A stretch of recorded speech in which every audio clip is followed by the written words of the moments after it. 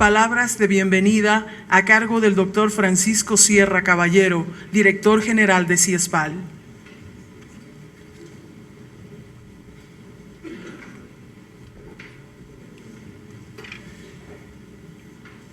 Autoridades, compañeros, amigos y amigas, sean todos bienvenidos a su casa, a la Casa de la Comunicación, a la casa de todos. En nombre de CIESPAL, congratularnos por esta ocasión especial. No todos los actos ni todas las presentaciones y lanzamientos del libro abordan cuestiones tan sustanciales. Y en un tiempo el nuestro en el que la banalidad o la falta de memoria histórica es una de las características de esta mal llamada posmodernidad, nos felicitamos de tener aquí a Maurice y poder hacer este lanzamiento y agradecer desde CIESPAL, desde luego, a los organizadores de la ELAD por haber tenido a bien este encuentro, este lanzamiento nunca tan oportuno, cerca del 30S y en un contexto en el que es necesario aprender a pensar y hacer historia. Especialmente una región que ha dado tantos y tan brillantes periodistas, desde García Márquez a Rodolfo Walsh, a Manuel Buendía, y también algunos que me van a permitir recordarles porque es importante esa memoria a propósito de los golpes de Estado y del papel de los medios de comunicación en esa escenificación de los llamados golpes blandos. No sé si la conceptualización sería oportuna, pero en cualquier caso la centralidad de las comunicaciones es decisiva. Hace muchos años, un brillante periodista, Gregorio Seltzer, publicaba algunos informes importantes, como el informe Kissinger, y hacía una reflexión sobre el papel de documentos estratégicos como el documento y la Declaración de Santa Fe, que marcó una hoja de ruta en pleno contexto de neoliberalismo para fijar tres frentes estratégicos: el frente de la educación para la cooptación intelectual, el frente de los órganos de gobierno, de los congresos, para vulnerar la información pública de los representantes de la soberanía popular en América Latina, y esa hoja de ruta que siguió Ronald Reagan incluía como tercer eje estratégico los medios de comunicación.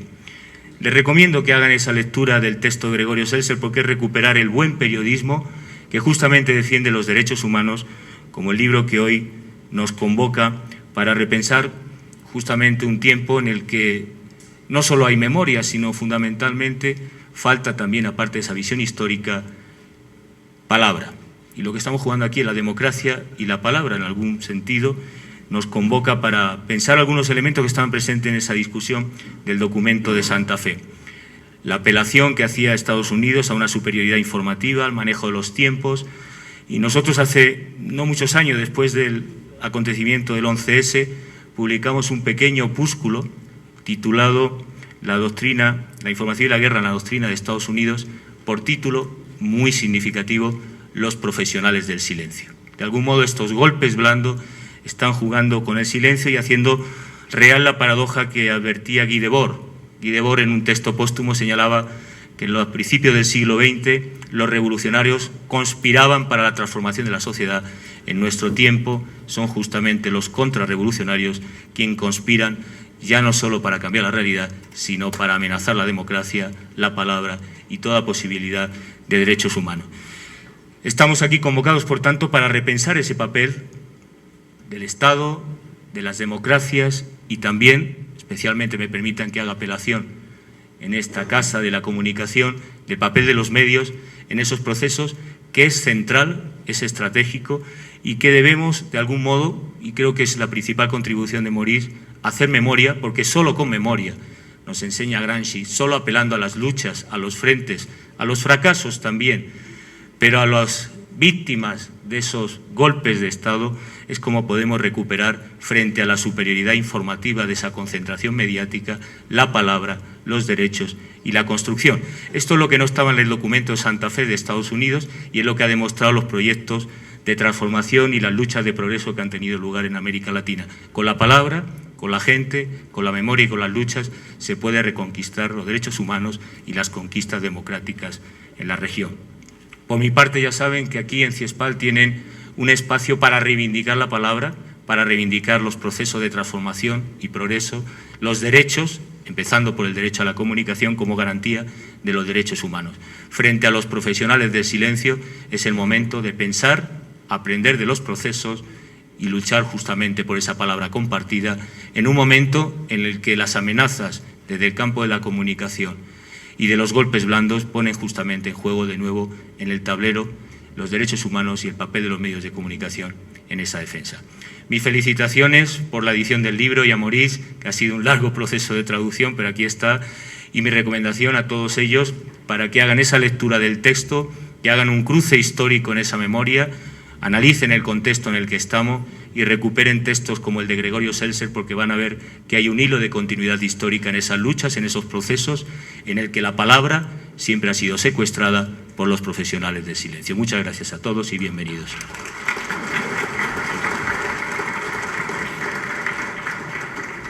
Nuevas y más técnicas sofisticadas de golpes de Estado deben enfrentar cada día gobiernos progresistas que deciden emprender en políticas públicas para beneficiar a los menos favorecidos. Palabras de Óscar Bonilla, secretario nacional de Acción Política, Alianza País.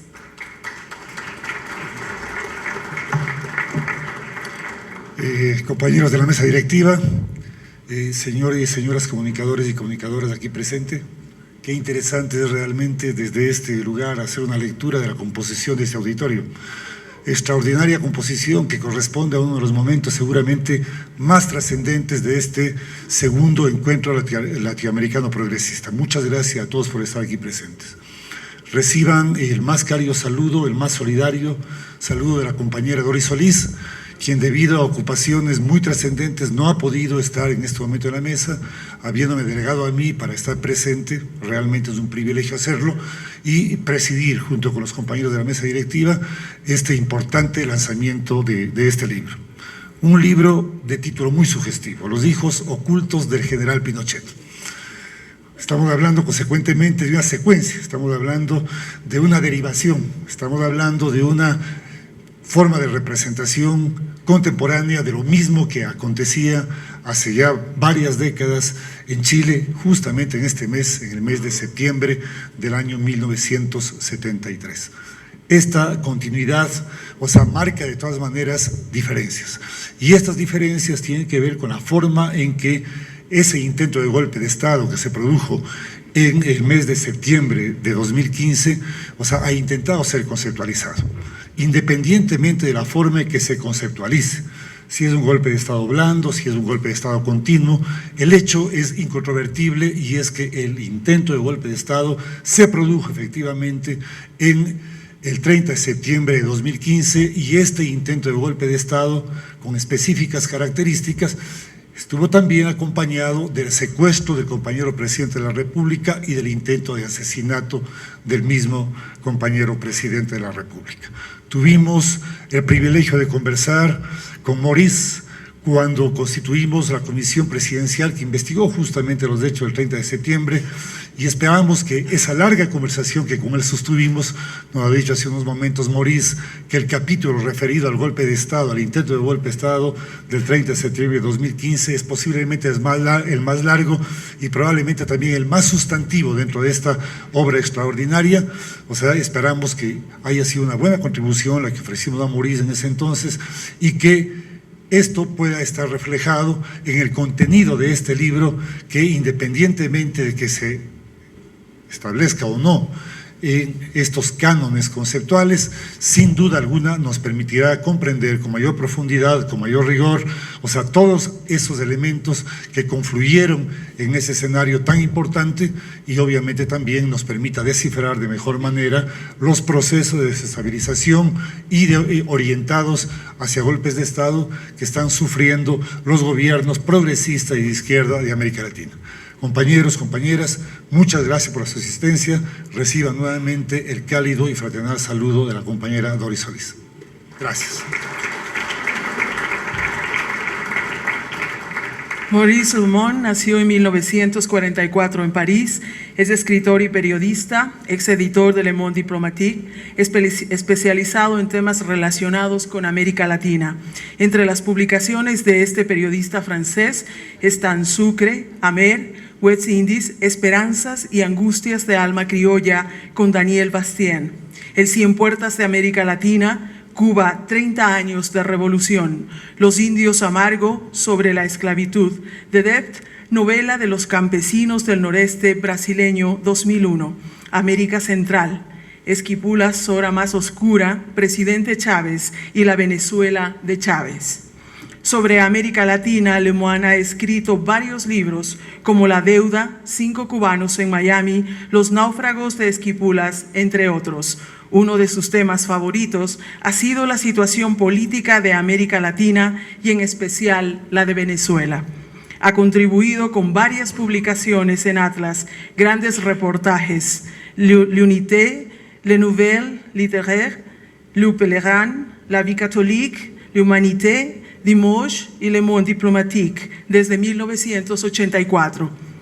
También fue editor de la Crónica de Amnistía Internacional desde 1993 hasta 1996 y productor ejecutivo de Noches Magnético en Francia Cultura 1985-1992. Presentación del libro Los hijos ocultos del general Pinochet, compendio de golpes de Estado modernos y otras tentativas de desestabilización por parte de su autor, Maurice Lemoine. Por favor.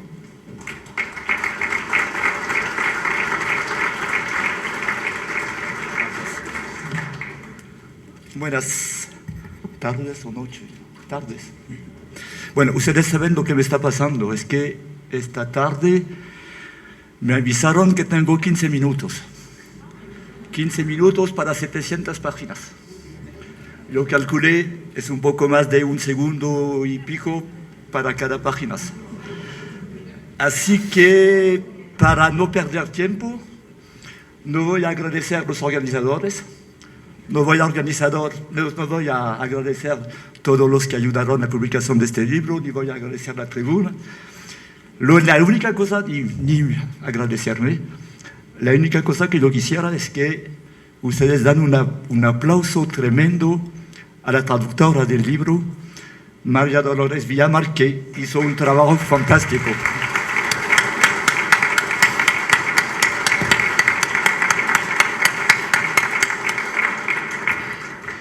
Bueno, ustedes están más o menos ecuatorianos. No he visto unos colombianos por aquí, pero ecuatorianos. Entonces, no les voy a contar lo que pasó el 30 de septiembre de 2010. Unos dicen que no fue un golpe, ni una intentona, ni nada. No pasó nada grave. Un motín de la policía, la toma de la asamblea, el cierre del aeropuerto, el secuestro del presidente, saqueo de Guayaquil. El jefe del grupo parlamentario Pachacutic, Claver Jiménez, quien, ante la grave conmoción interna generada por la actitud dictatorial de Rafael Correa, convoca al movimiento indígena y los movimientos sociales, yo abro las comillas, a constituir un solo frente nacional para exigir la salida del presidente. La salida es interesante, porque la salida es la consigna que dieron el año pasado María Corina Machado, Antonio Ledesma, Leopoldo López en Venezuela para sacar a Maduro.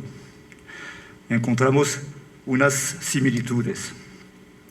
No vamos a hacer historia. Ustedes saben que hace 45 años, el 4 de septiembre de 70 fue elegido Salvador Allende. Y ustedes saben que el 11 de septiembre de 73 fue derrocado. Sin embargo, algo ha pasado en América Latina.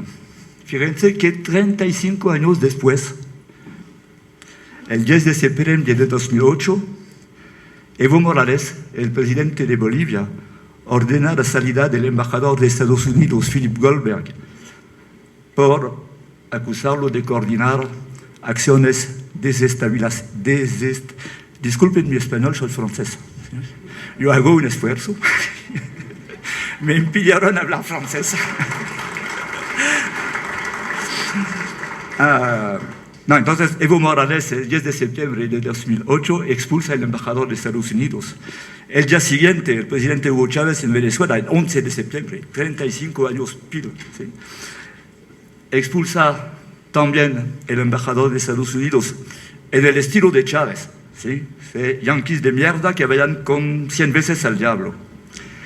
Y el día siguiente, el presidente de un pequeño país que casi nadie conoce, o por lo menos en Europa, Manuel Zelaya, presidente de Honduras, decide suspender temporalmente la recepción de cartas credenciales del nuevo embajador de Estados Unidos.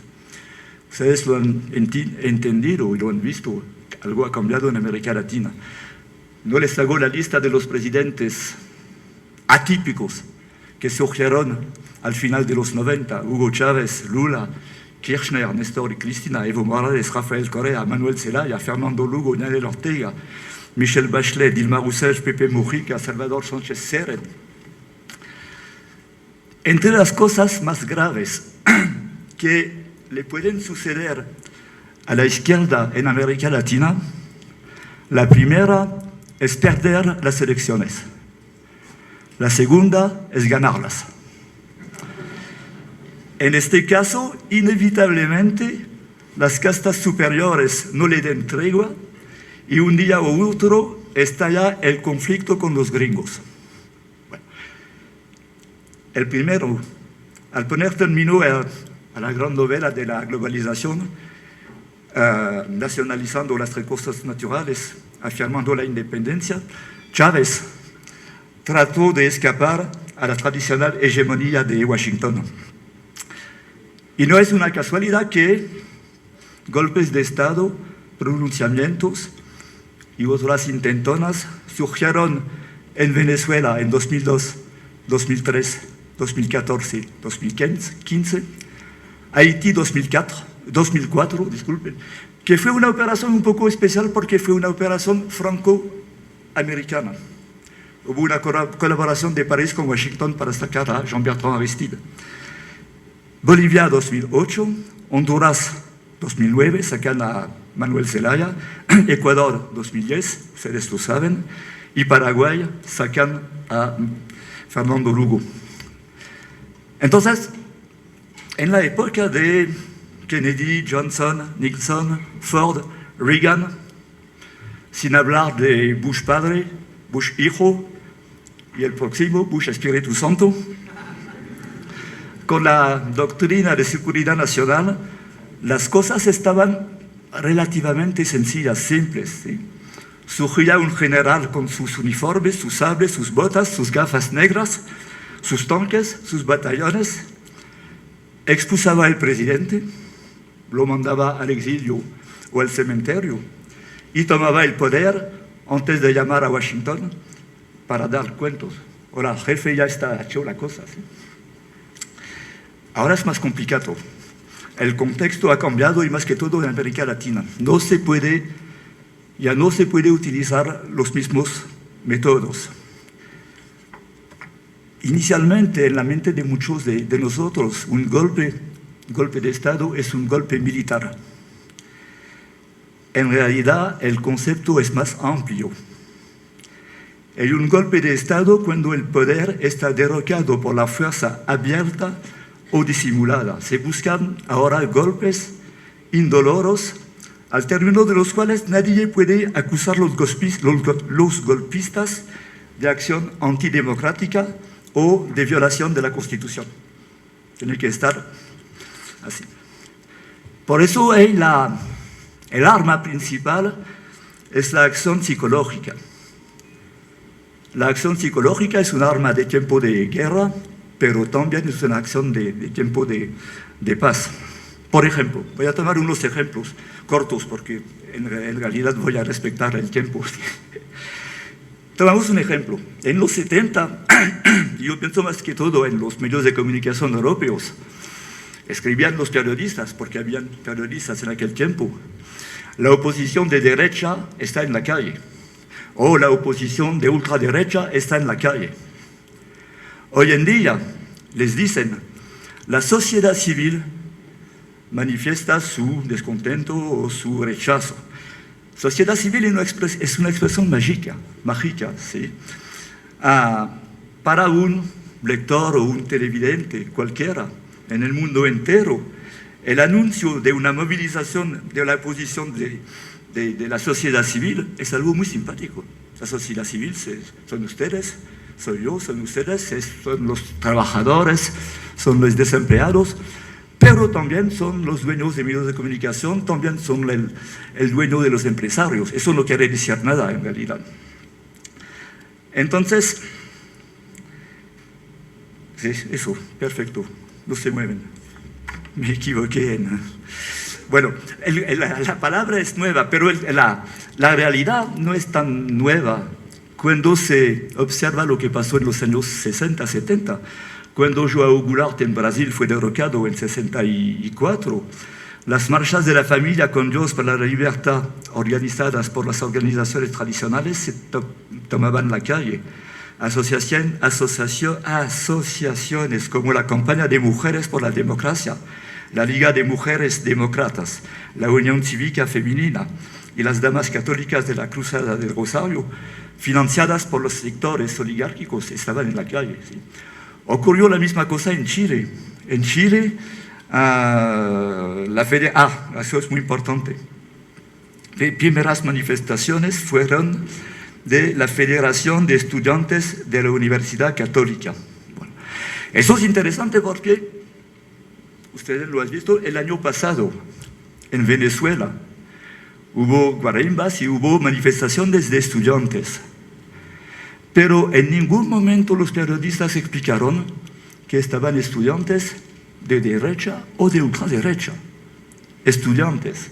Nosotros como europeos, cuando les dicen que los estudiantes están en la calle, tenemos la memoria de mayo de 68, con una imagen muy romántica de los estudiantes que, por supuesto, están oponiéndose a un gobierno conservador o autoritario. ¿Sí? Entonces, en este caso también tenemos una manipulación mediática. Otra cosa, yo veo aquí en esa sala rostros de gente que podrían organizar un golpe de Estado. No, realmente yo les veo, sí. Entonces, les voy a asesorar de cómo se hace. En Chile, 70, 71, 72, el Partido Demócrata Cristiano y el Partido Nacional formaron una Confederación Democrática de Chile. Venezuela 2002, aparece la Coordinadora Democrática. Venezuela 2015, la Mesa de Unidad Democrática. ¿Sí? Entonces, cuando sean las siglas, nunca olvidan de poner la palabra democrática en el movimiento. Es muy importante para conseguir el respaldo de la comunidad internacional. Pueden poner movimiento golpista democrático, ¿sí? O partido democrático de los asesinos, pero por favor, democrático, tiene que estar aquí.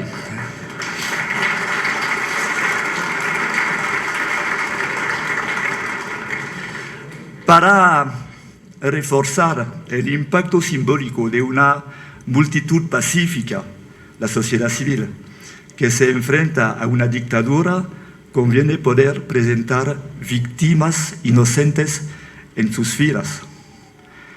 Eso lo vimos el 11 de abril de 2002 en Caracas, en Venezuela, donde la oposición envió a la muerte sus propios militantes. Es decir, que yo estaba en Caracas este día y los días siguientes. Me gustaron más los días siguientes. Pero al término de una marcha de la oposición muy importante y muy respetable, porque la democracia acepta la manifestación de la oposición, los líderes de la marcha dieron la orden y ahora todos a Miraflores. Chávez fuera. Y la marcha se fue hasta el Palacio Presidencial, pero no sabía que los golpistas habían instalado en las terrazas de los edificios francotiradores que dispararon sobre los manifestantes de la oposición y sobre los partidarios de Chávez que se habían agrupado cerca del Palacio Presidencial. Así que los muertos atribuidos a Chávez fueron el pretexto de los militares para secuestrar al presidente y para intentar este golpe de Estado. Encontraremos, no le detallaré la cosa porque van a leer el libro, la utilización de francotiradores también en el golpe en contra de Fernando Lugo en Paraguay, ¿sí? En otras situaciones. ¿Quién fueron acusados de culpables en Venezuela en 2002? Los círculos bolivarianos. Los círculos bolivarianos son grupos de organización social muy motivados, muy involucrados, pero en ningún modo grupos armados. Realmente no. 2014-2015 en Venezuela ahora hay lo que se llaman los colectivos, ¿sí? Y les acusan de estar los paramilitares de Nicolás Maduro. El propósito es preparar la opinión internacional, ¿sí? A saber que hay milicias en esos países. Y para ustedes, para refrescar la memoria, yo retomo un episodio corto del 30S de 2010. Desde Brasilia, el coronel Lucho Gutiérrez envía una declaración. Dios quiera que no sea cierto, pero me llegan mensajes de que Correa está llamando a sus fuerzas de choque, constituidas por venezolanos y cubanos, a salir para apoyarlo y enfrentarse a la gente que manifiesta contra él. Es decir, que tenemos la misma cosa que en realidad sirve a atemorizar en Venezuela a la clase media. Aquí supongo la misma cosa con la invención de grupos armados que en realidad no existen. Último punto tal vez, porque yo veo las miradas duras. En 2009 en Honduras, es un comando militar que a las 6 de la mañana va en la casa de Manuel Zelaya, en Tegucigalpa, que se apodera del jefe del Estado y que en pijama le pone en un avión y le expella en Costa Rica. Una primera cosa, una paréntesis. Entre Tegucigalpa y San José de Costa Rica hay 30 minutos de vuelo, no más.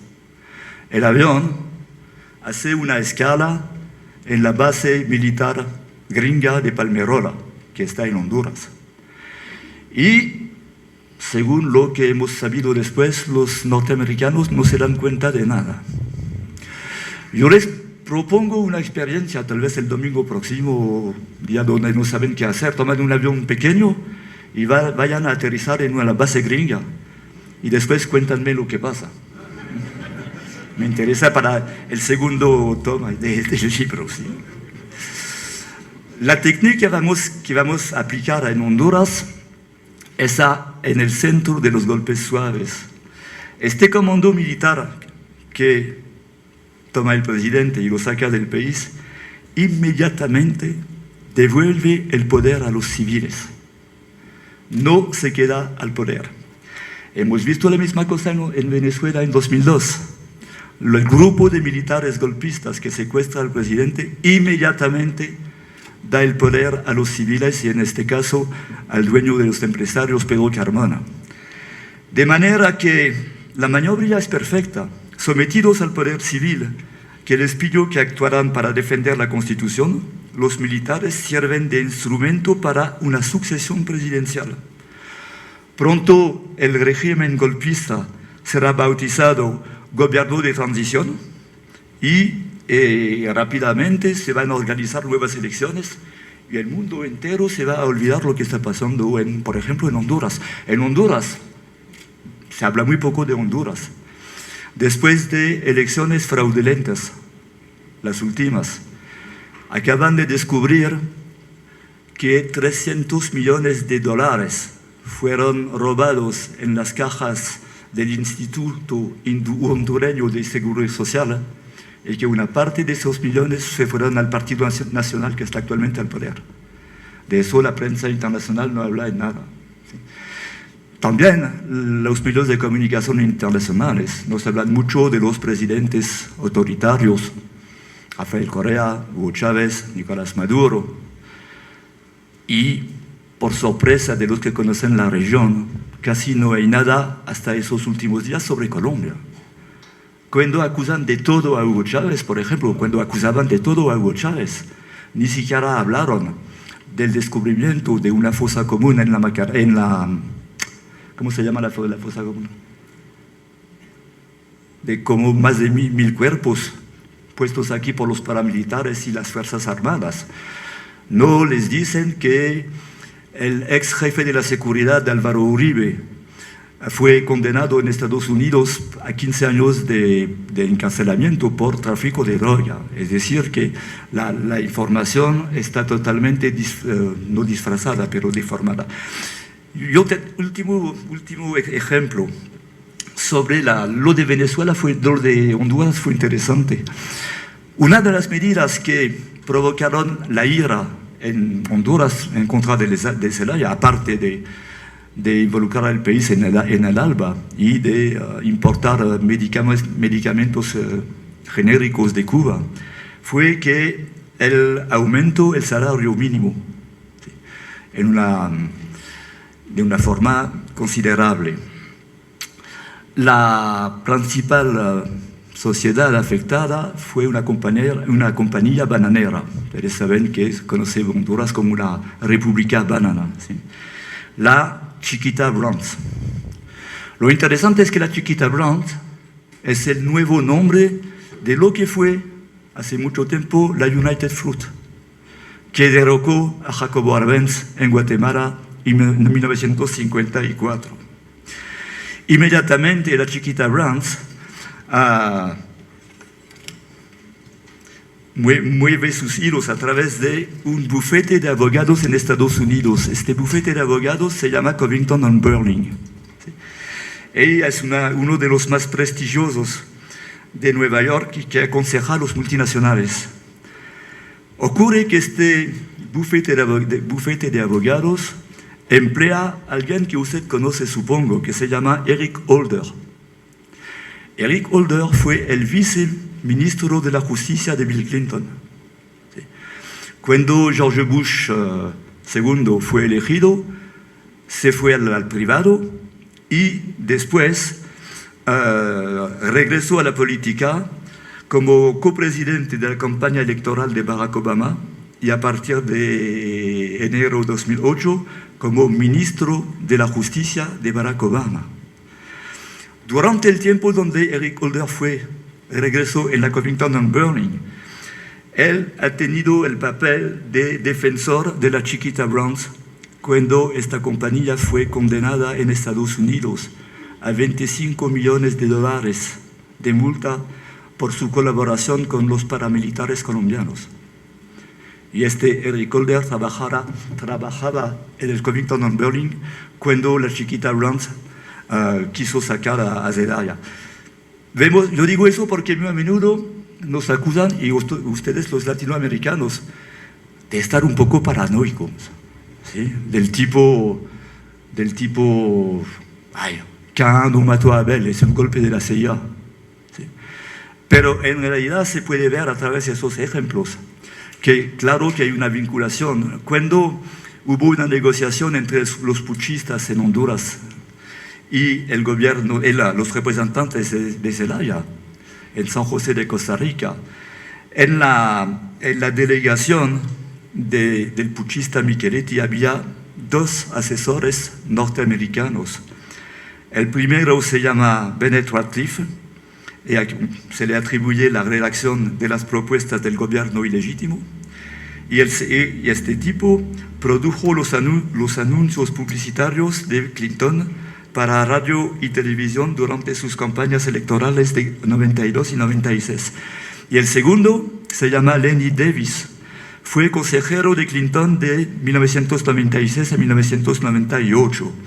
Fue el portavoz de Clinton durante la investigación sobre el financiamiento de su campaña y el procedimiento de impeachment ligado al caso Mónica Lewinsky. Como no tenemos tiempo, no les explico lo que pasó con Mónica Lewinsky. No estaba el propósito, pero voy a terminar aquí porque se podría hablar mucho más. En realidad hay una ofensiva total y de las burguesías tradicionales de América Latina vinculadas a lo que se llama el Imperio Washington. Una cosa que hay que decir en realidad es que se habla mucho del imperio, pero ahora hay un subimperio que es la Unión Europea, desgraciadamente, que casi en la misma línea. Y yo no les voy a hablar del caso de los medios de comunicación que tienen un papel tremendo en todos esos asuntos, porque realmente yo sé que ustedes lo conocen bastante a través de los debates permanentes con Fundamedio, con todos los asuntos que han conocido hasta ahora. Así que termino únicamente para señalarles que yo hablaba de la CIA. En 1983, Ronald Reagan creó un organismo que se llama la New Endowment for Democracy, la nueva fundación para la democracia. ¿Sí? Claro que el papel de esta asociación sin fines de lucro tiene con objetivos particularmente virtuosos promover los derechos humanos, lo vimos en América Central en aquel tiempo, y la democracia. En el Consejo Directivo de la NED están representados el Partido Republicano, el Partido Demócrata y la Cámara de Comercio de Estados Unidos. Y les voy a dar únicamente dos datos. En el Washington Post del 22 de septiembre de 1991, uno de los fundadores de la NED, Allen Weinstein, confesó, yo abro las comillas, mucho de lo que hoy hacemos lo hacía hace 25 años la CIA de manera encubierta. Carl Gershman, primer presidente de la NED, explicó la razón de ser de la fundación el 1 de junio de 1986 en el New York Times. Yo abro las comillas. Sería terrible para los grupos democráticos del mundo entero ser vistos como subvencionados por la CIA. Vimos eso en los años 60 y por eso pusimos término a ello. Es porque no podíamos seguir haciéndolo que se creó la fundación. En el año 2014, la derecha venezolana ha recibido $2.300.000 de la NED. Cuba, 2 millones 90, casi 3 millones. Bolivia, $1.200.000. Ecuador, más de $1 millón. Bueno, gracias. Ya basta con eso.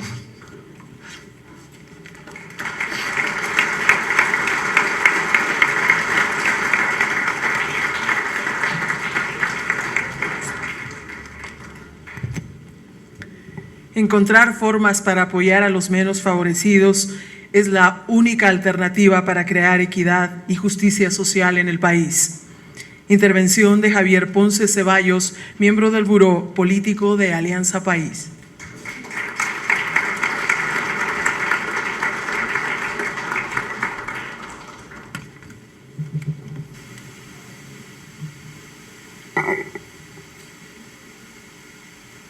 Compañeras, compañeros, estimado Maurice, muchas gracias por la presencia de ustedes en este lanzamiento que se da precisamente en el marco del segundo encuentro del ELAP. Lo que Maurice Lemoine nos propone aquí es una crónica. Quisiera decir una deliciosa crónica si no estuviera plagada de muerte, de conspiración, de terrorismo. Es una crónica en el más auténtico sentido y en su doble dimensión, de relato periodístico y de trazado histórico. Su empeño discurre entre un desnudar de lo crónico del periodismo corriente y una poderosa argumentación de la verdad. Incluso a momentos toca los lindes entre la novela policial y la crónica roja, en un estilo impecable, de suspenso. Digo de suspenso, si no supiéramos lo que ocurrió en el Ecuador el 30 de septiembre del 2010, allí donde todavía existen unos cuantos analistas que ponen en duda el intento de golpe de Estado. Pero si hablo de suspenso, quisiera solo leer dos de los párrafos con los que se inicia esta crónica del 30 de septiembre. 23 de septiembre de 2010. El sol baila en olas de luz. Un calor aletargante abraza Miami. Ríos de automóviles y de yellow cabs se deslizan por el bulevar. Los motores funcionan silenciosamente. En el número 3801, un vasto edificio exhibe un auto de policía incrustado en su fachada. Se trata del American Police Hall, un museo dedicado a las fuerzas de la policía y a escenas de crimen, único en Estados Unidos. Es, sin embargo, en otra dirección de la misma vía, donde parece estarse rodando un episodio de Miami Vice. Los que llegan se abrazan con el refuerzo de palmadas en la espalda. Apostados delante de los amplios ventanales, los que esperan gozan de la vista panorámica.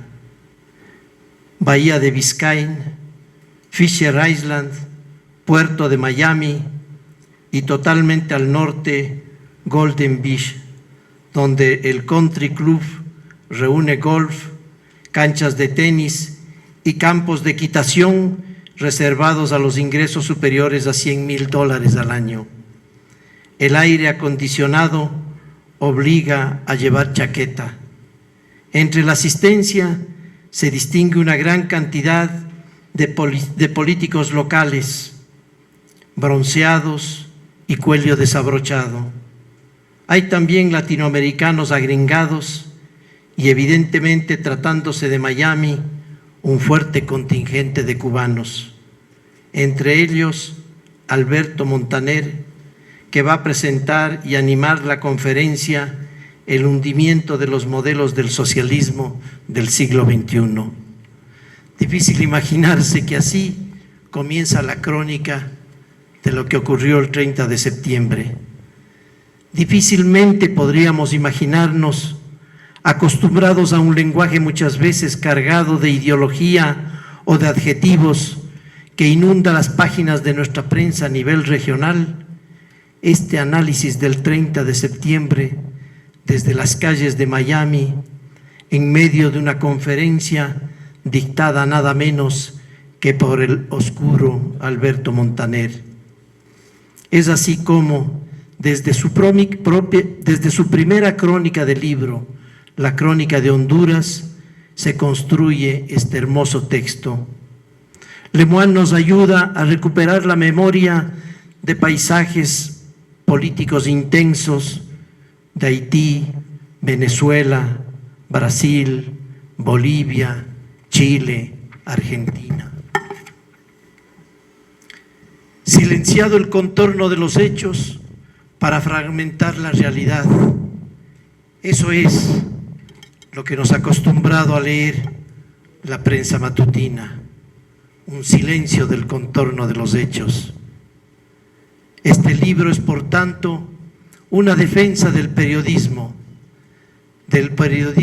como lo quisieron en algún momento plumas como la de Gabriel García Márquez. Un periodismo vela o desvela. Esa es su doble condición polémica.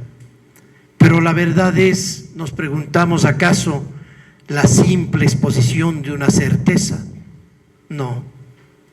El autor, Maurice Lemoine, va un poco en la línea de Parménides, ese remoto filósofo presocrático que nos dijo que la verdad no existe como tal, como una simple afirmación. Lo que existe es lo oculto, y la verdad es el desocultamiento de ese oculto. Desocultar es, por tanto, lo que se ha propuesto Lemoine en las sucesivas crónicas de una América Latina que en las dos primeras décadas de este siglo ha buscado su lugar exacto, su espacio propio, su razón oculta, su realidad que surge de la confrontación de opuestos, de sociedades que encuentran en la confrontación su verdad y al mismo tiempo su convergencia. Sociedades distintas que convergen en un proyecto común, encontraron más allá del neoliberalismo en boga, que hizo de los años 90 una de las décadas vividas a espaldas de nosotros mismos.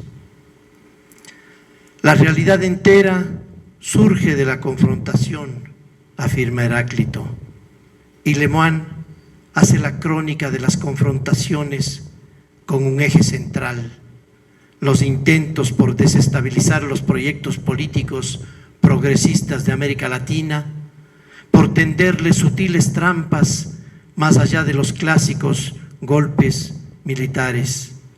Pero tal vez, a diferencia de las conclusiones de Heráclito, los intentos desestabilizadores marcados por la violencia truncan el deseo de que las confrontaciones desemboquen en armonías. Son los intentos por fragmentarnos, por sembrar la incertidumbre, el desasosiego, el desarreglo. Y entre esos intentos está naturalmente nuestro 30 de septiembre de 2010. Es cierto que toda democracia para existir requiere de opuestos, de fuerzas confrontadas, pero en el seno de la democracia, no desde los márgenes, desde afuera, desde coaliciones extrañas. Y esta democracia entendida como un escenario de confrontación, de lucha social, elevada al nivel del andamiaje político, la deconstruye Lemoine con inteligencia y vivacidad y con una notable abundancia de información directa, indirecta, contextual, circunstancial. Creo que las intervenciones que hemos escuchado esta noche finalmente se reducen a una sola conclusión: el gozo de la escritura y las lecciones que nos pueden dejar las horas de lectura. Yo quiero agradecer aquí al constante empeño de Francisco Aguirre para su publicación, a María Dolores Villamar por traducir lo que ella llamó con acierto una novela de suspenso que no podemos abandonar. Un relato en el que los personajes y los hechos de distintas geografías aparecen atados por la misma suerte y por la misma resistencia a lo largo de varias décadas, desde aquella derrota del 70 de Allende a las victorias de Chávez, de Evo o de Rafael Correa. Sí, un relato como una novela, porque ¿qué es la literatura sino la mejor aproximación a la realidad? Precisamente de la mano paradójica de lo que parecen finciones, pero que son realidades que recoge este libro, ficciones reales, realidades de ficción. Gracias.